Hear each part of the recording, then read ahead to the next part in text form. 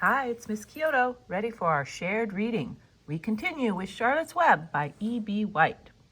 Today is Thursday, November 12th, and we are going to read Chapter 13. Have your trifold ready. Today, for Chapter 13, it says, make a list of events from this chapter that show the story is fiction. Remember, fiction means not true. So what are some elements today or events that happen in the story that let us know this is not a true story? All right, let's get started. Chapter 13 is called Good Progress. Far into the night, while the other creatures slept, Charlotte worked on her web. First, she ripped out a few of the orb lines near the center. She left the radial lines alone, as they were needed for support. As she worked, her 8 legs were a great help to her. So were her teeth. She loved to weave, and she was an expert at it. When she was finished ripping things out, her web looked something like this. A spider can produce several kinds of thread.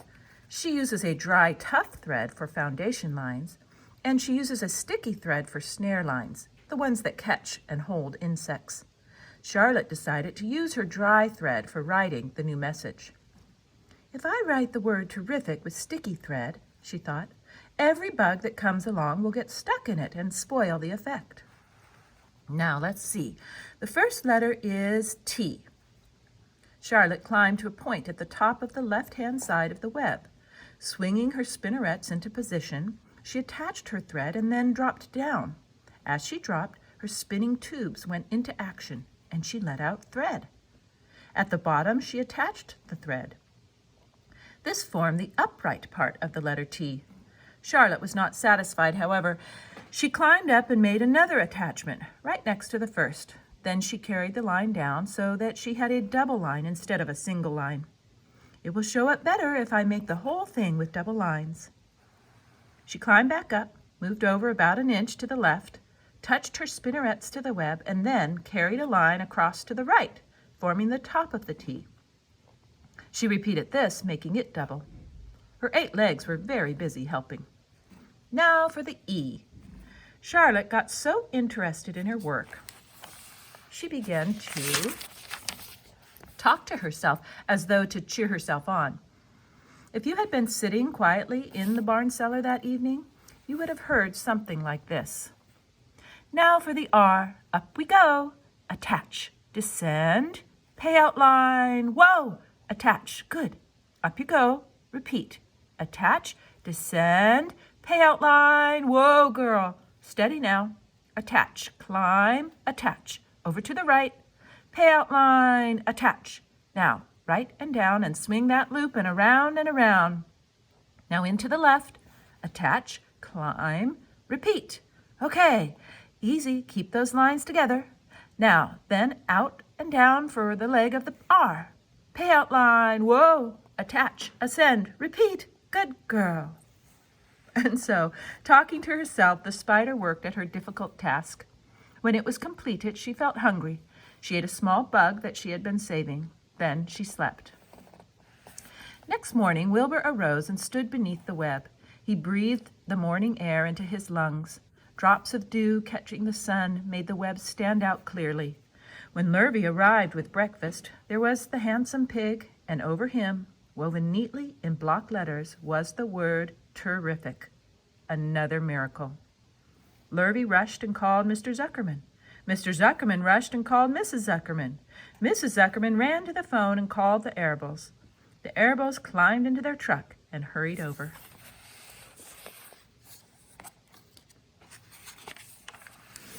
Everybody stood at the pig pen and stared at the web and read the word over and over, while Wilbur, who really felt terrific, stood quietly, swelling out his chest and swinging his snout from side to side. Terrific, breathed Zuckerman in joyful admiration. Edith, you better phone the reporter on the Weekly Chronicle and tell him what has happened. He will want to know about this. He may want to bring a photographer. There isn't a pig in the whole state that is as terrific as our pig. The news spread. People who had journeyed to see Wilbur when he was some pig came back again to see now that he was terrific. That afternoon, when Mr. Zuckerman went to milk the cows and clean out the tie-ups, he was still thinking about what a wondrous pig he owned. "Lurvy," he called, "there is to be no more cow manure thrown down into that pig pen. I have a terrific pig. I want that pig to have clean, bright straw every day for his bedding. Understand?" "Yes, sir," said Lurvy.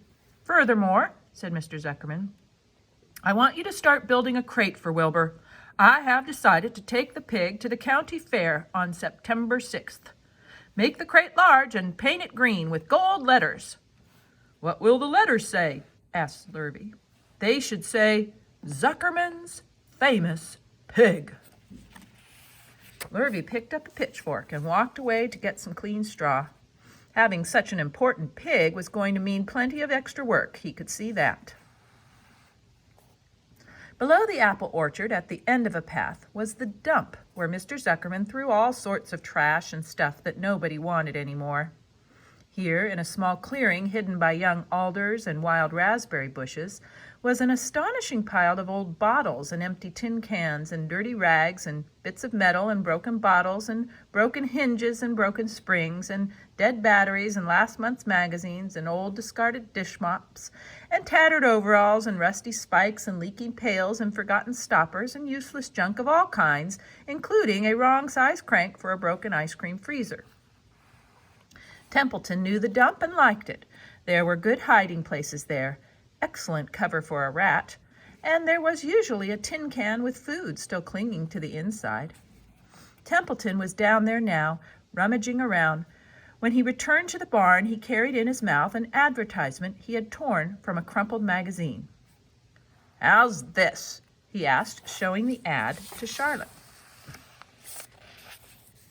"It says crunchy, crunchy. Would be a good word to write in your web." "Oh, it says crunchy. Crunchy would be a good word to write in your web." "Just the wrong idea," replied Charlotte. "Couldn't be worse.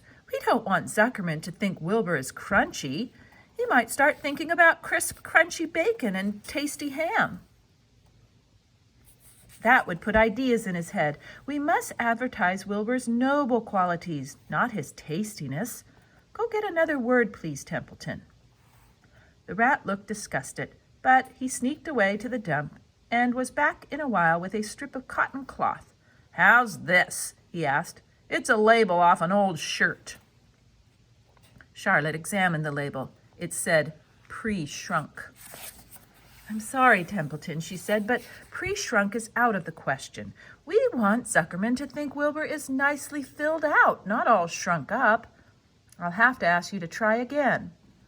"What do you think I am, a messenger boy?" grumbled the rat. "I'm not going to spend all my time chasing down to the dump after advertising material." "Just once more, please," said Charlotte. "I'll tell you what I'll do," said Templeton. "I know where there's a package of soap flakes in the woodshed. It has writing on it. I'll bring you a piece of the package." He climbed the rope that hung on the wall and disappeared through a hole in the ceiling. When he came back, he had a strip of blue and white cardboard in his teeth. "There," he said triumphantly. "How's that?" Charlotte read the words, "With new radiant action." "What does it mean?" asked Charlotte, who had never used any soap flakes in her life.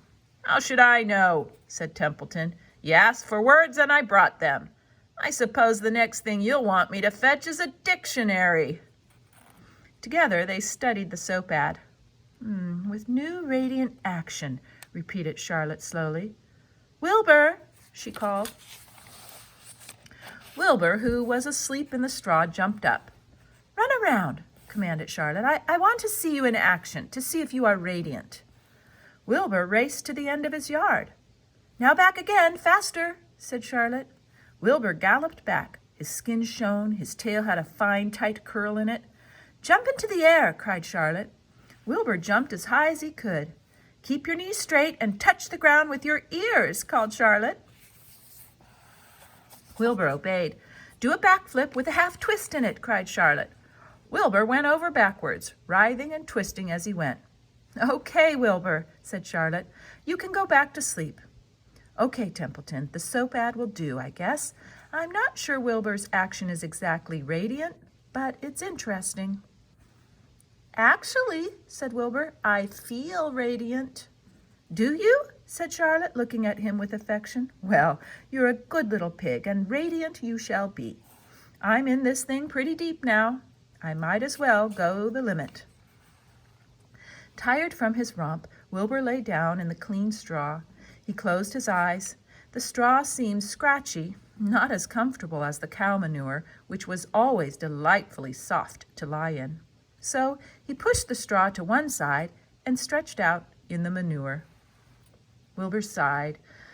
It had been a busy day, his first day of being terrific. Dozens of people had visited his yard during the afternoon, and he had had to stand and pose, looking as terrific as he could. Now he was tired. Fern had arrived and seated herself quietly on her stool in the corner. "Tell me a story, Charlotte," said Wilbur, as he lay waiting for sleep to come. "Tell me a story." So Charlotte, although she too was tired, did what Wilbur wanted. "Once upon a time," she began, "I had a beautiful cousin who managed to build her web across a small stream." Excuse me. One day a tiny fish leaped into the air and got tangled in the web. My cousin was very much surprised, of course. The fish was thrashing wildly. My cousin hardly dared tackle it, but she did. She swooped down and threw great masses of wrapping material around the fish and fought bravely to capture it. "Did she succeed?" asked Wilbur. "It was a never-to-be-forgotten battle," said Charlotte. "There was the fish, caught only by one fin, and its tail wildly thrashing and shining in the sun.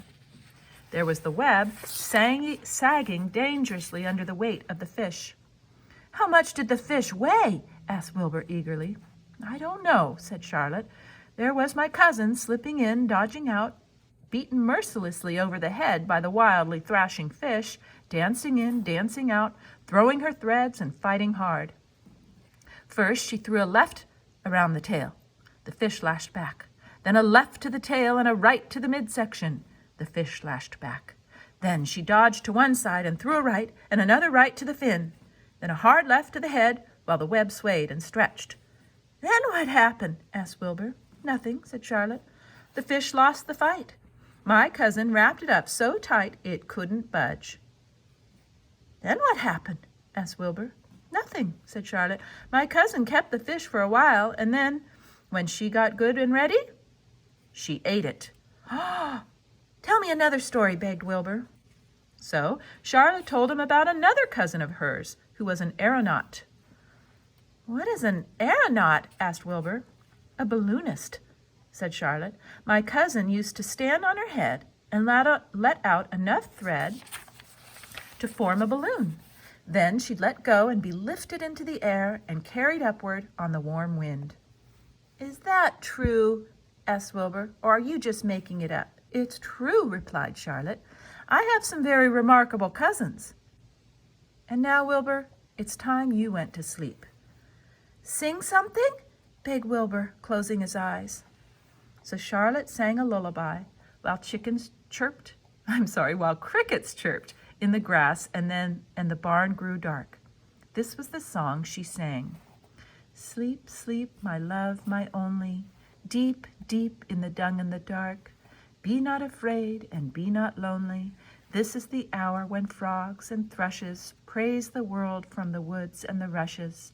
Rest from care, my only, my one and only, deep in the dung and the dark." But Wilbur was already asleep. When the song ended, Fern got up and went home. Do your stop and jot. That's all for now. Bye.